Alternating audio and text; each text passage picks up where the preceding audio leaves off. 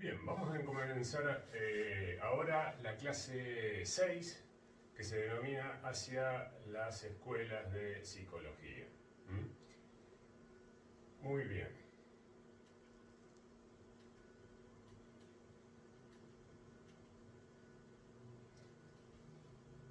Bueno, acá el tema central podríamos decir que es un punto de llegada del recorrido que venimos haciendo, porque acá se convergen, se sintetizan un montón de cuestiones que veníamos planteando y ya las veníamos conectando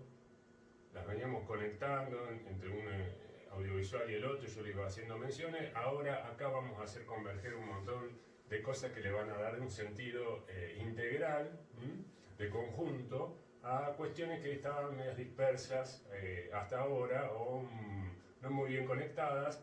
Ahora adquieren un sentido pleno y marcan un antes y un después en el recorrido de la materia, porque a partir del próximo audiovisual ya vamos a entrar a indagar, a conocer un poco en detalle cada una de las escuelas de psicología. Por lo menos la primera línea de escuelas de psicología, que las que denominamos objetivistas, porque después ya termina esta primera parte de la cursada y continuarán luego con la profesora Ansaldi en la segunda parte del año ya profundizando otras escuelas de psicología. Pero el inicio de las escuelas objetivistas lo comenzamos a transitar a partir del próximo audiovisual. Pero antes de eso tenemos que dejar bien en claro cuál es el panorama desde el punto de vista histórico. Por eso se denomina este encuentro de hoy Hacia las escuelas de psicología. Recuerdan ustedes que la vez pasada, vamos a comenzar, habíamos dejado con que el introspeccionismo había realizado esa inversión epistemológica del conocimiento psicológico, inversión que consistía en un pasaje de un conocimiento de tipo especulativo y filosófico hacia un conocimiento de tipo científico, basado en experimentos, en hechos, en comprobaciones, en hipótesis que después se comprueban. Bueno, otro tipo de producción de conocimiento. Pero, a pesar de que se había dado este paso epistemológico muy importante para que la psicología pueda ser reconocida como ciencia, el introspeccionismo, por ser siendo la primera escuela de psicología, no había podido ir más allá de los límites que se había fijado, y más allá del objetivo que se había fijado, que era un objetivo epistemológico. Entonces, por eso hablamos de un comienzo inconcluso de la psicología. Ya lo vimos, las críticas que recibió el introspeccionismo, los desafíos, todo eso da la pauta de este comienzo inconcluso o de este atolladero o callejón sin salida, como lo mencionábamos anteriormente. Pues bien, entonces, la necesidad de encontrar respuestas a estas interrogantes que se le plantearon al introspeccionismo, como ¿es la conciencia lo único que puede estudiar la psicología? ¿Es el único método de la introspección analítica? ¿Solo le interesa a la psicología explorar los chasquidos las consecuencias sobre la conciencia que producen los chasquidos? Hasta ahí llegó la psicología, ¿no hay más nada para hacer? Bueno, la necesidad de encontrar respuestas a todos estos interrogantes y planteos que se le van haciendo al introspeccionismo es lo que va a preparar el camino para que aparezcan en escena las diferentes escuelas de psicología. Diferentes escuelas de psicología que, como ustedes recordarán allá en las clases anteriores, se había multiplicado tanto hacia 1950 que era la preocupación central de Lagash en el texto La unidad de la psicología, cómo ordenar. Entonces, ahora volvemos para atrás, 1950 volvemos hacia 1900 y vemos cómo empezó esa historia que termina en 1950 con el texto de Lagash. ¿De dónde surge esa necesidad de que la psicología tenga tantas escuelas hacia adentro de su campo disciplinar? Entonces, como ya lo vimos también, la aparición de estas escuelas no va a ser azarosa, sino que va a tener una lógica, va a tener un orden. Y ese orden va a responder a las preocupaciones o necesidades epistemológicas de sus fundadores. Ya lo vimos esto. Que las necesidades epistemológicas y psicológicas, en el sentido de los tipos psicológicos de Jung, era lo que iba a condicionar el armado del campo de la psicología en la medida que vayan apareciendo y se vayan agrupando, no de cualquier manera, sino con esta lógica, las escuelas de psicología. Entonces, acá viene la cuestión central, donde hay que hacer un reordenamiento del objeto de estudio de la psicología. ¿Se acuerdan de la madeja de lana, del ovillo de lana? ¿Se acuerdan de que en el capítulo 1, Lagash decía que la psicología estudiaba distintos tipos de acciones o conductas, aloplásticas, autoplásticas, las clasificaba?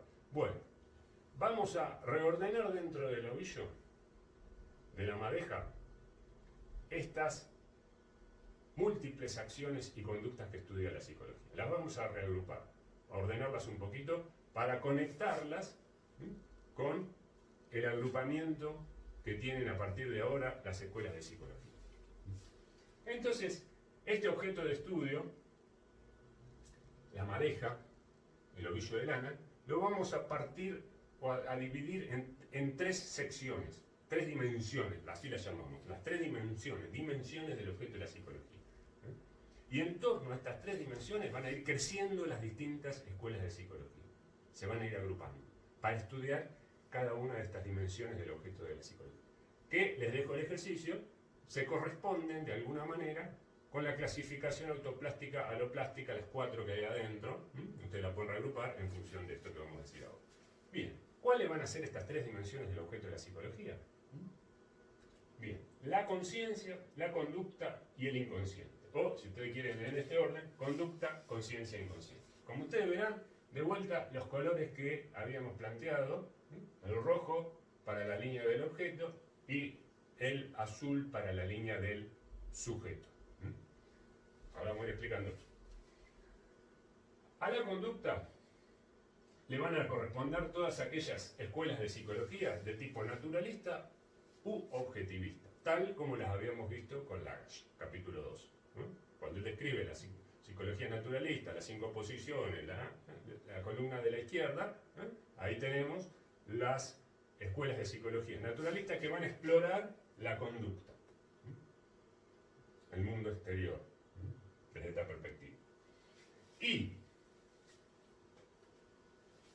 la conciencia y el inconsciente va a ser estudiado por el grupo de escuelas de psicología humanista subjetivista, tal como las describe Lagash en el capítulo 2, columna de la derecha, 5 posiciones, esa lógica, conciencia, o el psicoanálisis, el inconsciente. También, como lo habíamos discutido, capítulo 1, si el psicoanálisis, cuando trabajamos las relaciones entre psicología y psicoanálisis, el psicoanálisis se ocupa del inconsciente. Pero, también lo vimos en el capítulo 1, las psicologías humanistas, como le deben esta creación del psicoanálisis, que es el inconsciente, se la deben al psicoanálisis, y psicoanálisis no le debe nada a la psicología clínica, así lo decía el capítulo 1 de Lagash. También puede ser que encontremos algunas de estas escuelas que incorporen el concepto de inconsciente. Entonces, tenemos tres. Esto ya lo habíamos adelantado al final del audiovisual anterior. Tenemos tres, pero Lagash decía dos. 3 dimensiones, pero Lagash decía hay 2 grandes grupos. Bueno, en realidad tenemos 2 colores. Lo que pasa es que hacia adentro del grupo de las humanistas, o de la línea del sujeto, tenemos que dividirlo en conciencia e inconsciente. En el fondo son 2, pero se especializa, se afina, se especializa en conciencia e inconsciente la línea del sujeto. Entonces van viendo ustedes cómo todo va encajando de a poquito. Y esto que está acá, se articula a su vez con el texto de Goleman, que era el que tenían que leer para hoy. ¿Se acuerdan las 3 soluciones que describe Goleman? Bueno, encajan perfectamente en esto que está acá. Cuando ustedes hicieron la lectura de Goleman, ahora lo recordarán, tiene que ver con esta lógica, es lo mismo. Goleman también dice las 3 soluciones. Habla de la conducta, habla de la psicología de la conciencia y habla de el enfoque dinámico, que es el psicoanálisis. Entonces, texto de Goleman, texto de Lagash, dimensiones del objeto, agrupamiento de escuelas, ¿no? Sujeto-objeto, naturalismo-humanismo, ¿no? Bueno, todo va encajando. Hacemos tipos psicológicos de Jung. ¿Bien? Todos los textos es como que van hablando el mismo lenguaje. Son dialectos diferentes, pero siempre hablamos de lo mismo. Hay que conectar los textos. Cada autor lo dice de una manera distinta, con un enfoque distinto, pero intuyen lo mismo. Ese es el tema. Intuyen lo mismo. Entre líneas están sospechando cada uno, desde su perspectiva, que se trata de lo mismo. Hacen una lectura parecida. ¿Y nosotros qué hacemos? Sintetizamos todo. Nos hacemos dialogar. La polifonía de los textos. Diálogo, voces que hablan entre los textos. Bien, entonces, por eso ustedes verán la importancia de esto de llegar a este punto, porque ordena, integra, como decíamos al principio de este audiovisual. A partir de ahora, lo que vamos a hacer es una descripción general en cada una de estas tres, para las 3 dimensiones del objeto, vamos a describir de manera general según estas 5 categorías que están acá. Vamos a ponerla y la vamos a comentar. Para cada una de las dimensiones del objeto, si para la conducta, para la conciencia y para el inconsciente, vamos a ver en las próximas diapositivas cuáles eran las diferencias de las escuelas objetivistas. Bueno, vamos a empezar con eso. Respecto de la propuesta de Boone, ¿en qué se diferenciaban? Porque dijimos, el introspeccionismo empiezan las secuelas. Bueno, vamos a marcar bien las diferencias, cómo arranca cada una, diferenciándose de lo que hacía Boone y proponiendo otra cosa. Entonces vamos a marcar la diferencia con la propuesta de Boone, las características centrales de las escuelas que ocupan esa dimensión del objeto psicológico. Por ejemplo, de las escuelas objetivistas, bueno, ¿cuáles son las características principales? ¿A qué se dedican? ¿Qué es lo que hacen? Para ubicar, de manera general. Después están las especificidades. ¿Se acuerdan? Yin y Yang. ¿Se acuerdan de Yin y Yang? Bueno, ahí está. Entonces, el Yin y el Yang, esto de que no hay escuelas puras. Entonces, por eso decimos características generales. Principales representantes, principales escuelas de psicología, principales representantes y países donde se desarrollan. Para que ustedes lo vayan conociendo. El nombre de las principales escuelas, quiénes fueron sus fundadores, representantes o seguidores, lo que fuere, y en qué país hay que ubicarlas para tener elementos generales para caracterizarlas y situarse en el mapa de las escuelas de psicología. Después están las especificidades. A medida que esto avanza en el tiempo se empiezan a mezclar, ¿no? Pero bueno, para arrancar sabemos que el territorio está armado así. Entonces uno ya más o menos tiene referencia, si no se pierde. Situación caótica, capítulo 2 Lagos. Para no tener la sensación de la situación caótica, echamos manos a todos estos conceptos que son clarificadores, orientadores y nos tranquilizan. Bien. Vamos entonces a empezar con las escuelas objetivistas, con la de la conducta. Agarramos la primera dimensión del objeto, diferencias entre Boone y las escuelas de psicología objetivista. Acá vamos a poner algunas características de Boone y cómo le respondían las psicologías objetivistas.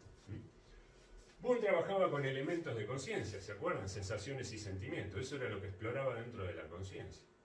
Las escuelas de psicología objetivista van a estudiar las reacciones del organismo, es decir, la conducta. La reacción es cómo reacciona cuando le ponemos un estímulo. Entonces, eso es lo que le va a interesar. ¿Cómo reacciona? ¿Qué comportamiento? ¿Qué conducta? Por afuera. Por afuera. El mundo exterior. Boone, elemento de conciencia, para adentro. Reacciona, organismo, para afuera. Introspección analítica, el método, observación objetiva. Uno mira para adentro, introspección analítica, autoobservación, el otro busca hacia afuera en la conducta, con la observación objetiva. Bien. Experiencia interior, experiencia exterior, por supuesto, porque estamos en la línea del sujeto, en la línea del objeto. Sin base biológica, recuerdan que Wundt no se preocupaba mucho por ese tema, las conexiones biológicas con la conciencia, no le interesaba mucho. Después sí el estructuralismo de Titchener, en el texto de Waldman ahí que no lo menciona un poquito, que le interesaba el sistema nervioso, pero en principio el introspeccionismo es conciencia, conciencia, conciencia. Y las psicologías objetivas con base biológica. Habíamos dicho, para Watson, glándulas y músculos. Nada del sistema nervioso. Ya Watson, la caja de Pandora. Después lo vamos a ver. La caja de Pandora del sistema nervioso, no. Músculos y glándulas. Bien por afuera. Todo que se vea, que se toque, porque si no, ya se vuelve sospechoso. Fíjense qué tanta búsqueda de objetividad tenía al principio los planteos de este tipo de psicología. Seguimos. Características centrales de las psicologías objetivas. Vuelven al empirismo, retornan al empirismo. ¿Se acuerdan los granaderos? Los 4 granaderos. Positivismo, evolucionismo, empirismo y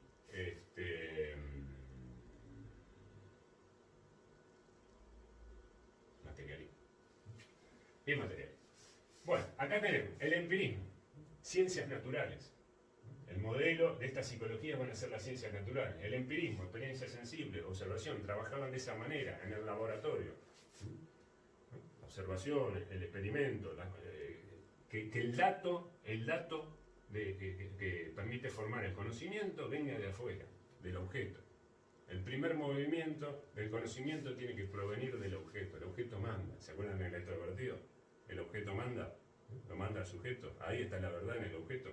El sujeto copia, ¿no? Registra y ahí se queda, ¿no? En la posición extrovertida. Bien, entonces toman como modelo las ciencias naturales. Watson va a ser en ese punto, va a estar mirando todo el tiempo a ver qué hacían la física, la biología, la química, tomando modelos de cómo procedían esas ciencias, porque esa era la verdadera ciencia.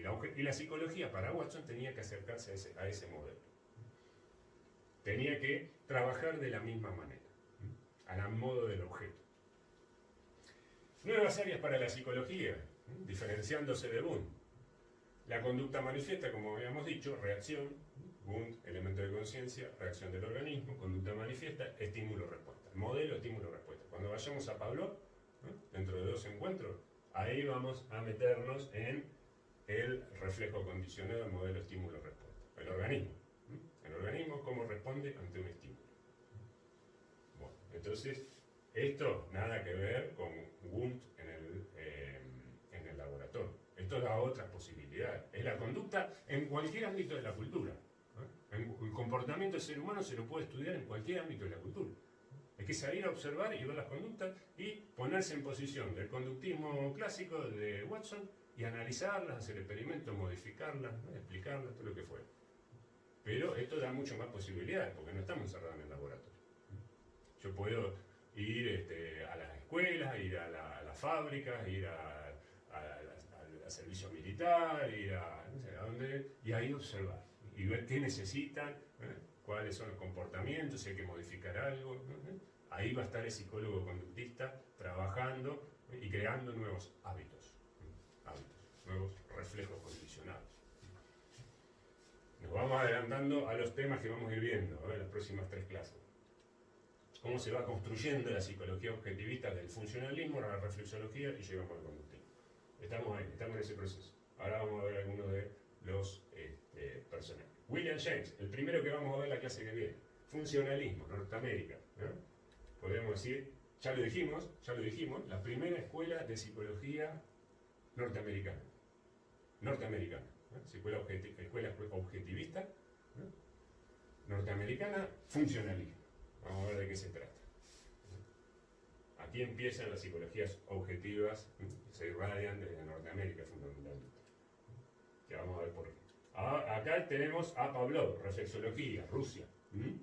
El padre, el creador, el que estudió, el que profundizó y el que teorizó el reflejo condicional. Después también lo vamos a ver qué es un reflejo condicional, para qué sirve. Uno de los caballitos de batalla de Watson. favorito. Entonces, Watson se va a inspirar en esta gente, en algunas cosas que dijo esta gente. Entonces, vamos a decir, ahora acá lo tenemos a John Watson,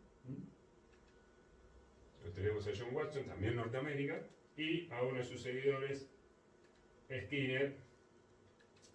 Ya estamos en la línea más del conductismo operante, el conductismo clásico. Esto lo van a ver con la profesora Ansaldi. Vamos a llegar hasta acá nosotros, Estados Unidos. Bueno, esto pantallazo general de la primera dimensión del objeto de la psicología, que es la conducta. Ahora vamos a hacer el mismo recorrido, pero con la conciencia. Diferencia común. Describen los fenómenos de conciencia. Exactamente, cuando vimos el experimento del metrónomo, se acuerdan que eran el instrumento de experimentación, que era el metrónomo, producía chasquidos, llegaba eso al aparato auditivo del sujeto de experimentación, eso impactaba en la conciencia, introspección analítica, comunicación, al profesor Wu, y ahí anotaba. Eso es describir los fenómenos de conciencia. En cambio, las psicologías subjetivas no buscan describir, buscan comprender, es decir, van al significado.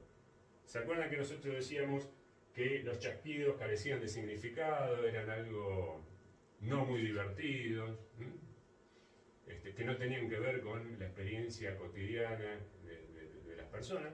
En cambio acá se interesan en el significado. La psicología subjetiva es, bueno, ¿qué vivencia, qué sentido tiene esa experiencia para la persona? Entonces ahí ya se va marcando una diferencia. Carecen de significado, poseen significado y por lo tanto hay que comprenderlo. Acá, como no tiene significado, lo describimos, ¿no?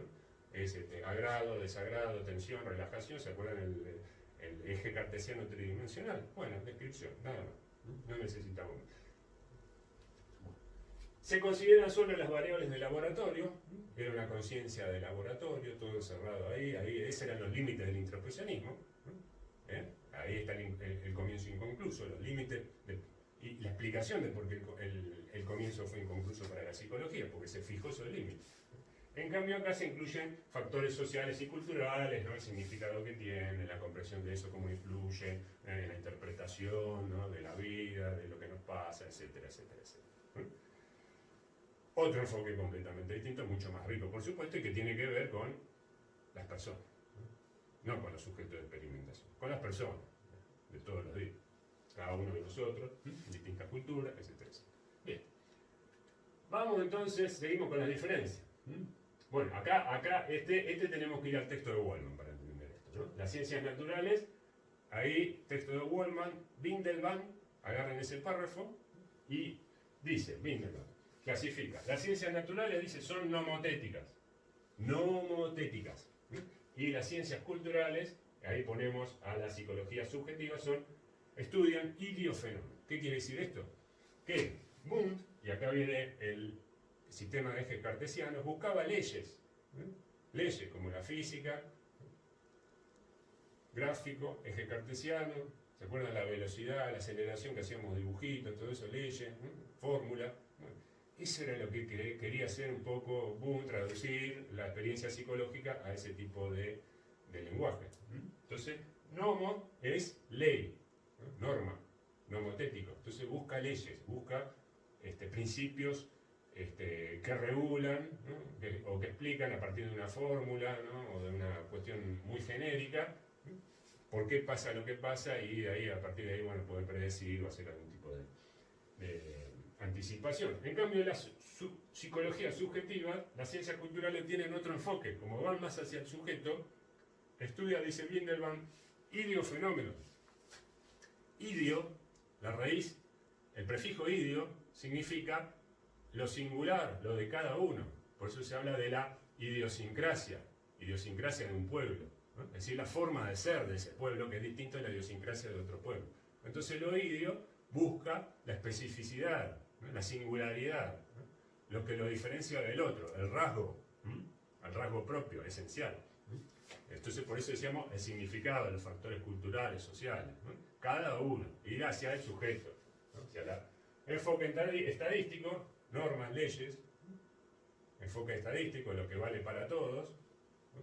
En cambio acá considera la singularidad, un caso por caso, uno por uno. Entonces, dos formas completamente distintas de enfocar las cosas. Estudia la conciencia. Estudia la conciencia. Usted dice, bueno, profesor, por fin uno coincide, hay una continuidad entre uno y otro. No, no. ¿Por qué? Porque ya lo habíamos dicho. Conciencia no es igual a conciencia. 2 más 2 no es igual a 4. Esta es la conciencia del laboratorio. Esta es la conciencia de todos los días. Esta conciencia tiene sensaciones y sentimientos, los elementos de conciencia, y ahí se terminó. Es lo que estudia Kuhn en el laboratorio. Esta definición de conciencia tiene un montón de cosas más, tiene significado, es de cada uno, es singular, es idiofenómeno. Entonces, conciencia y conciencia no es lo mismo. Acá ya empezamos a ver los efectos de la polisemia de algunas palabras. Hay que posicionarse. Entonces, cuando se le pregunta, y bueno, ¿y qué es la conciencia? Ah, ¿para quién? Esa es la posición que hay que tener, ir al enfoque teórico. ¿Cuál es el presupuesto? ¿Qué es lo que hay detrás de la palabra? Ustedes van a ver en semiótica, en la materia semiótica, cuando vean a Saussure y toda esa gente de la lingüística, ellos dicen que los signos tienen valor en relación a otros signos. Entonces, depende en relación a qué otros signos yo conecte, con qué conecte la palabra conciencia, el signo conciencia, el significado que va a tener, el valor que va a tener. Entonces, si a conciencia lo conecto con los signos de la teoría de Wundt, me va a dar un significado. Ahora, si a conciencia, el mismo significante, conciencia y conciencia, lo conecto con los signos de la teoría de la psicología subjetivas, por ejemplo, de la comprensiva de Dilthey, que ahora vamos a ver, es otra conciencia. Entonces, las palabras tienen valor en función de con qué otras palabras se relacionan. Está plagado de ejemplos, la vida cotidiana. Yo digo banco. Bueno, banco. ¿Qué es el banco? Donde me siento, donde voy a depositar los cheques o a cobrar, donde está el cajero, ¿no? El verbo bancar, yo te banco. Entonces depende con qué lo relacione ese banco, ese signo, o la dimensión significante que es banco, y el valor que va a tener. Acá es lo mismo.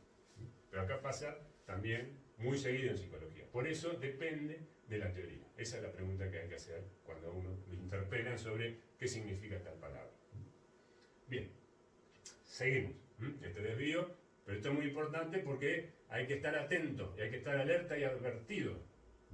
Si no, uno no utiliza el programa que corresponde. Hay que instalar ese programa en la cabeza de uno para aproximarse y conocer de manera correcta los textos y estos nuevos conocimientos que ustedes están incorporando.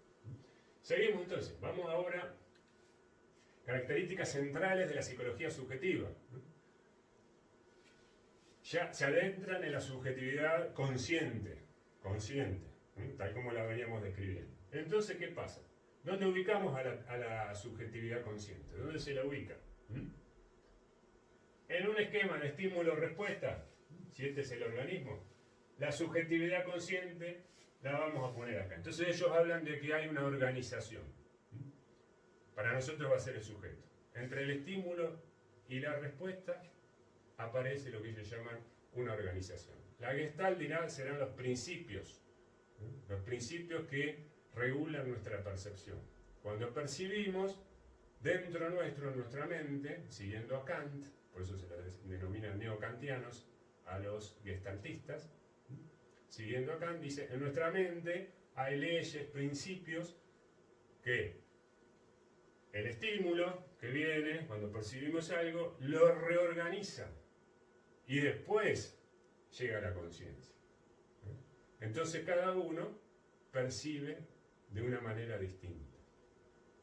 Esa es la organización, esa es la subjetividad. Ahí se meten ellos. No copiamos el mundo tal cual es, sino que en esa copia, en el medio hay una deformación, y esa deformación la introduce el sujeto que interpreta. el sujeto que interpreta. El ejemplo más claro y cotidiano para que se entienda, cuando vamos al cine y vemos una película, cada espectador va a ver una película distinta. Va a ver una película distinta. La experiencia de la película, en su subjetividad consciente, la experiencia de la película, la vivencia de la película, va a ser diferente. ¿Por qué? Porque cada sujeto tiene una forma de organizar los estímulos diferente, de acuerdo a su historia, de acuerdo a cómo llegó al cine, las preocupaciones que tenía, si le interesaba la película, si no le interesaba, ¿no? Todo eso condiciona el modo en que voy a interpretar y que voy a responder después a esa película. Si voy a estar pensando en, cuando termina, qué plomazo que es esta película, o ojalá que hagan otra parecida porque me encanta. Entonces, eso lo introduce el sujeto. La película es la misma. En la pantalla, el estímulo es igual para todos. Pero la vivencia es distinta porque todos son singulares, son diferentes, idiofenómenos. Nadie ve la misma película, a pesar de que la película es la misma. Esto era lo que decía Kant, que el objeto en cuanto tal está perdido. En sí del objeto está perdido. Lo único que podemos saber del objeto es nuestra interpretación del objeto. Entonces ahí hay una diferencia entre el objeto y mi interpretación y el conocimiento que tengo del objeto. Bueno, este es el territorio de la psicología subjetivista. Este es el territorio de la... Por eso ponen el acento en el sujeto, en el significado. En el significado. ¿Qué significa esa película para mí? Seguramente si nos paramos en la puerta del cine y le preguntamos, che, contame la película, todos cuentan películas distintas. Cada uno le pegó una escena distinta, ¿no? Entonces, ¿no? Ahí está la diferencia. Bien, todo eso es efecto de esta organización, o del sujeto. Para nosotros es el sujeto. Vamos entonces, ahora sí, a los representantes. Algunos, para que los conozcan, que vayan incorporando los nombres de las escuelas, los nombres de algunos autores, que después se los van a reencontrar en los textos o más adelante. Psicología comprensiva, Alemania. Este autor, comprensiva, fíjense, ¿no? Descripción, comprensión, decíamos al principio, en el cuadro de Wundt, allá, uno de los primeros. Unos describían, los otros comprendían. Entonces, comprensiva, ¿no? Hacia el sujeto. La vivencia, significaba, Erlebnis, ¿no? La vivencia de la experiencia. ¿Cómo es el mundo en tanto vivencia para mí? Logoterapia, Víctor Frank, ¿no? Tiene un texto que se llama, muy conocido, En búsqueda del sentido. Ya se le está diciendo todo, ¿no? En búsqueda del sentido. ¿El sentido qué? De la existencia, de la vida, ¿no? Que la vida tenga un sentido. Bueno, eso es territorio del sujeto. El sujeto es el que le busca sentido, una explicación a lo que le pasa, el que interpreta. Es el que ve la película. ¿Qué significa para mí? ¿Qué sentido tiene para mí esa película? Estoy dando un ejemplo muy trivial, pero acá la cosa es el sentido de la vida, ¿no? Un poco más profundo. Que es una misión que tiene cada sujeto en la existencia. Descubrir el sentido de para qué estás en este mundo. La orientación vocacional, ¿no? Ella va en esta línea, ¿no? Bueno, ¿qué querés ser en el mundo del trabajo? ¿Para dónde? ¿Cuáles son tus tendencias? ¿Cuál es tu sentido en relación a lo laboral? Dicen que hay 3 nacimientos en el ser humano. El primero es el biológico. El segundo es el que vimos, es el nacimiento del sujeto. Y el tercero es podríamos decir, del sentido, es decir, ¿para qué estoy en este mundo? Entonces ahí es como que nacemos al sentido. Dejamos de ser dichos por nuestros padres, por la cultura, por lo que nos explicaron, nos dijeron que teníamos que hacer o que vimos que había que hacer porque lo hacían nuestros familiares, nuestros padres, el entorno, y damos ese paso hacia afuera, ¿no? Se habla de cierta orfandad en ese punto, ¿no? Donde uno queda huérfano de todo lo anterior, ¿no? Y descubre el sentido para uno. Y ahí comienza a transitar un camino, ¿no? Por eso le dicen el tercer nacimiento, que es el nacimiento al sentido. Hay gente que nunca lo experimenta eso, y queda repitiendo esquemas primarios, aprendidos, y se contenta con lo dado, y no busca. Entonces, esto implica el movimiento del sujeto, un sujeto activo que busca el sentido. Que a veces es fácil, hay gente que lo tiene de entrada, ya sabe que quiere ser bombero, y la pasa bien, y disfruta de eso. Y tiene su verdadero self. ¿Se acuerdan cuando veíamos a Winnicott? El verdadero self, el falso self, con Jung. Bueno, tiene que ver un poquito con esto. Vivir en el sentido pleno, no en el sentido pleno solo de vivir, sino en el de haber descubierto el sentido pleno, tiene que ver con el verdadero self. Cuando uno no descubre eso, le pesa, el día a día le pesa. Insatisfacción, falso self. No está cómodo en el mundo. Entonces ahí la búsqueda no está transitada o concluida. La búsqueda del sentido. De Viktor Frankl. Entonces, fíjense que esto es otra línea de trabajo y habilita otro tipo de experiencias para la psicología. La psicología tiene que explorar todo esto, es otra cosa. Más filosófico, esta es una línea más filosófica, continúa en ese sentido con cierta filosofía. Pero también hay que darle un toque de ciencia. Diferencia, bueno, pasamos al inconsciente, pasamos ahora a la tercera dimensión. Trabajamos conducta, conciencia y ahora el inconsciente. Hacemos esto es lo último, en las últimas diapositivas, vamos a hacer el mismo recorrido. Diferencias entre Wundt y psicoanálisis. Introspección analítica, el método. Introspección analítica, tal como la conocemos, como la vimos en el metrónomo, asociación libre, otra cosa completamente diferente. Ahora vamos a ver qué es. Estudia la conciencia, bueno, estudia el inconsciente, eso ya lo sabemos. Analiza fenómenos de conciencia, analiza los fallidos, lapsus, sueños. Otro tipo de fenomenología. Una fenomenología más clínica. Es una fenomenología que tiene que ver con el ámbito de la clínica. Ahora vamos a ver que Freud trabajaba con pacientes. Y entonces les decía, diga todo lo que a usted se le ocurre, no importa si viene al caso, si es una contradicción, si le parece disparatado, usted hable. Hable. Todo lo que se le ocurra, dígalo. Asociación libre. Y en ese decir, en ese fluir del discurso, empiezan a aparecer este tipo de cuestiones que le interesan a Freud. Que van a ser, este tipo de cuestiones, la puerta de acceso a que está ahí, al inconsciente. Entonces, el camino, el método de la asociación libre.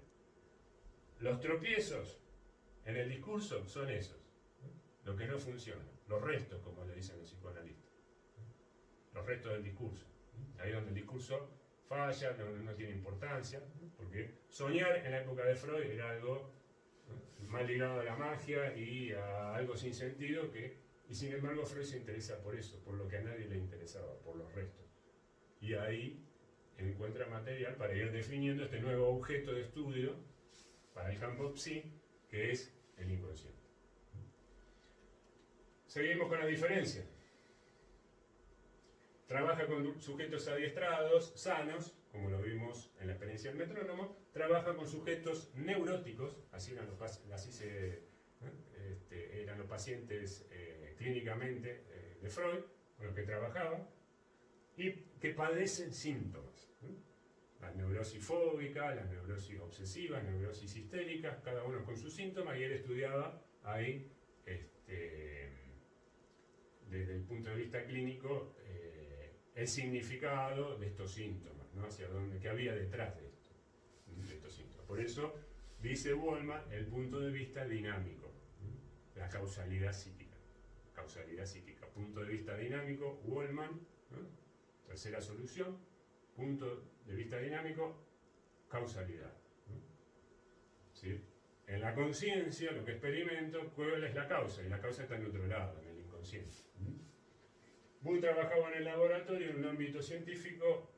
El Freud trabajaba en el consultorio, ámbito clínico, como veníamos diciendo, ¿no? Dos espacios de trabajo completamente distintos, dos tipos de pacientes completamente distintos y metodologías también, que por supuesto todo esto produce efectos diferentes, ¿no?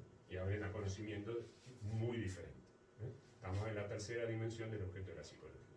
Ahora vamos a ver, repasando, porque todo esto es repaso de lo que estamos viendo, esto que viene ahora, características centrales. El sector más vasto de la vida psíquica es el inconsciente. Cuando habíamos visto la vida mental, allá con Lagash, capítulo 1, la diferencia entre psicología y psicoanálisis, habíamos dicho en ese encuentro que el inconsciente determina la conciencia y que esto era el escándalo del psicoanálisis, venir a descentrar al sujeto de la conciencia, a decirle, vos no tenés autonomía ni poder en tu vida psíquica, acá el que manda dentro tuyo no sos vos, no es el yo consciente, sino que hay otro sector de la vida anímica que se llama el inconsciente, que es el que maneja los hilos, los piolines. Vos sos una marioneta, ¿no? Entonces ahí está nuestra tercera herida narcisística, el escándalo del psicoanálisis, Daniel Lagash, capítulo 1. Esto es lo central de la propuesta psicoanalítica, este desplazamiento que produce en la dimensión de la conciencia. Ojo, como lo habíamos dicho, no es que anula la conciencia ni la niega, no, la resignifica, y la pone en otro lugar a la conciencia.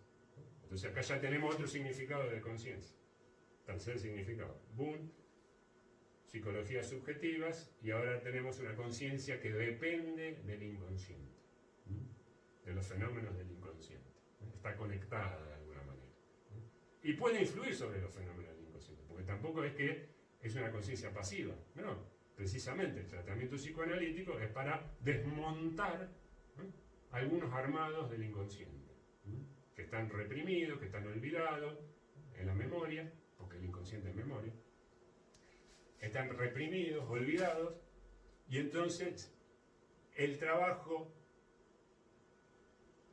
del psicoanálisis analítico, la terapia psicoanalítica, lo que hace es, vía asociación libre, llegar a esos puntos dormidos y ver si se pueden resignificar, dar un sentido distinto, una interpretación, para que el sujeto en la conciencia no siga padeciendo de manera pasiva las determinaciones de su biografía, algunas determinaciones de su biografía que lo hacen padecer, y entonces liberarse de ese padecimiento. Bueno, eso sería un poco la síntesis para que ustedes tengan una idea de este enfoque del inconsciente, que es más clínico, es decir, salud-enfermedad clínico.